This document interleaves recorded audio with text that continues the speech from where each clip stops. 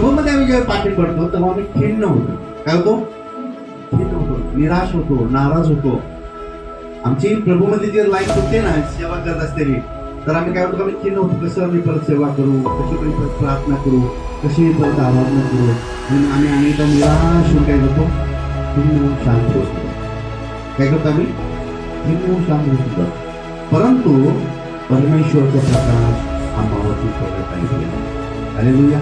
परमेश्वर पुन्हा आम्हाला उभा करत आहे. प्रिय